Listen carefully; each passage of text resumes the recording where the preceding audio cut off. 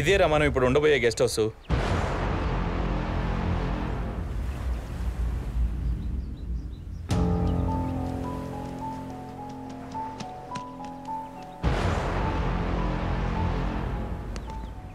ఎవరిదిరా ఈ guest house?